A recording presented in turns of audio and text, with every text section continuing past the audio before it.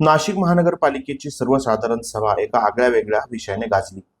स्थायी समितीला सादर करण्यात आलेल्या सन 2026-27 चे अंदाजपत्रक मंजूर करण्यासाठीच्या घेण्यात आलेल्या महासभेत अंदाजपत्रकात उद्धव ठाकरेंच्या शिवसेनेसह काँग्रेस आणि राष्ट्रवादी काँग्रेस अजित पवार गटाच्या नगरसेवकांना कमी निधी दिल्याच्या निषेधार्थ उद्धव ठाकरेंच्या शिवसेनेकडून पोस्टरबाजी करण्यात आली. निधी वाटपात प्रशासनाने दुजाभाव केल्याचा आरोप करत शिवसेनेच्या नगरसेवकांनी सभागृहातच ठिय्या मांडला.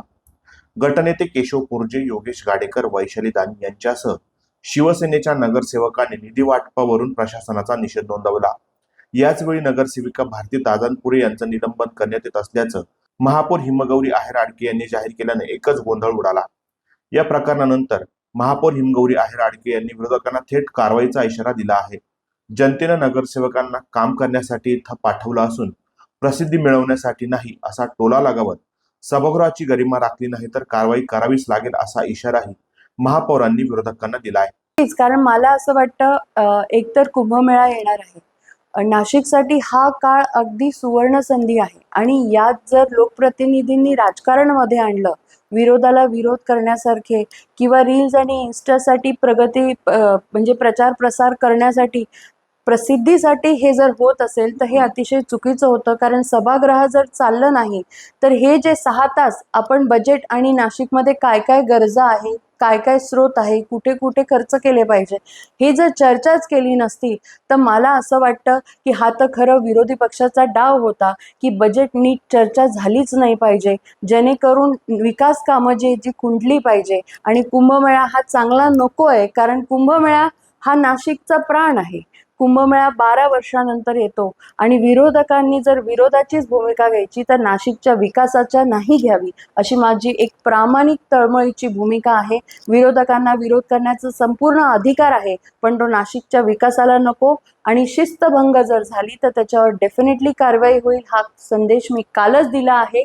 काल आपण बघितलं की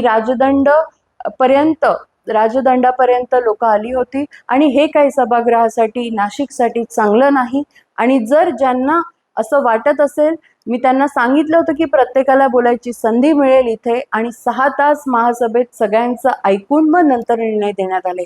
जर महासभा चालू दिली तर आपल्याला उत्तम निर्णय शहराच्या विकासासाठी घेता येणार आहे, एवढं विरोधकांनी आणि ज्यांची न्यूसन्स व्हॅल्यू आहे त्यांनी लक्षात घ्यावं. त्यामुळे कुठल्याही प्रकारचा हलगर्जीपणा, शिस्तभंगपणा यापुढे सभागृहात चालणार नाही. तर दुसरीकडे उपमुख्यमंत्री स्वर्गीय अजित पवार यांच्या सिडकोतील स्मारकासाठी अंदाजपत्रकात आर्थिक तरतूद करण्यात यावी या मागणीसाठी राष्ट्रवादी काँग्रेस अजित पवार गटाच्या नगरसेवकांनी सभागृहात ठिय्या आंदोलन केले. मात्र बजेटचा अभ्यास न करता राष्ट्रवादी काँग्रेसच्या नगरसेवकांनी घातलेला गोंधळ म्हणजे स्टंटबाजी असल्याचं महापौर आडके यांनी सांगितलं आहे. आपण बजेटच बघितलं नाही आणि विरोधाला विरोध. तुम्ही ऑलरेडी ठराव पास केला आहो, तर बघा, तुम्ही स्वतः स्टँडिंग कमिटीचे सदस्य आहे. मुकेश शहाणे जे एवढा उहापोह करता आहे, मला आता याच्यावर जास्त बोलायचं नाहीये. इलेक्शन टू इलेक्शन त्यांची भूमिका बदलत राहते.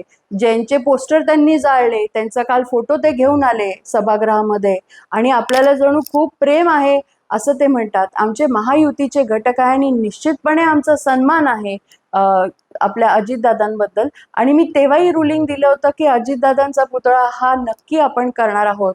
तरी सुद्धा स्टंटबाजी करण्याच्या नादामध्ये मुकेश भाऊंनी स्वतःचं भांडं फोडून घेतलं. नक्कीच मला असं म्हणणं आहे की माझ्याकडे जो काही कार्यकाळ मिळालेला आहे तो जबाबदारीचा आणि नाशिकला कुठेतरी एका उंचीवर नेण्यासाठी मिळालेला आहे.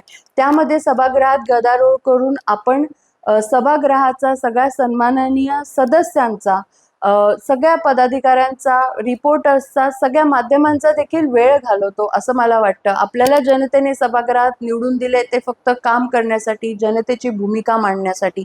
आणि जर आपण तिथे अशा प्रकारची प्रसिद्धी प्राप्त करण्यासाठी आणि विरोधाला विरोध करण्यासाठी असं काही करू तर ते काही रास्त ठरणार नाही. आमची भूमिका फक्त एकच आहे की नाशिकच्या विकासासाठी आपण एकत्रित आलो आहे. आमचे सन्माननीय जेवढे सगळे सदस्य आहे त्यांचा सन्मान करणं, कोणी जर उभा असेल त्याला बोलू देणं. आणि काल आपण बघितलं सभागृहामध्ये सन्माननीय स्थायी समिती सभापतींना बजेट सादरच करू दिलं जात नव्हतं. त्याआधी आमचे पत्र वाचा, त्याआधी आमचा फोटो लावा, ह्या ज्या सगळ्या गोष्टी आहेत ह्या पुन्हा सभागृहात घडल्या नाही पाहिजे. आधी जी सभागृहाची गरिमा आहे ती राखली गेली पाहिजे आणि तरच जर शिस्त पाळली गेली तरच नाशिकचा विकास होणार आहे, एवढंच मला या निमित्ताने सांगायचं आहे. या सर्व गोंधळानंतर महापौरांचा राजदंड पळवण्याचा प्रयत्न विरोधकांकडून झाल्यानं गोंधळात आणखीच भर पडली. त्यामुळे येत्या काळात विरोधक जाणून बुजून गोंधळ घालणार असतील तर त्यावर महापौर कारवाई करतील. मात्र विकास कामांच्या मुद्द्यावर सभागृहात चर्चा झाली पाहिजे अशी अपेक्षाही महापौर हिमगौरी आहेर आडके यांनी व्यक्त केली आहे. दिशा न्यूज ब्युरो, नाशिक.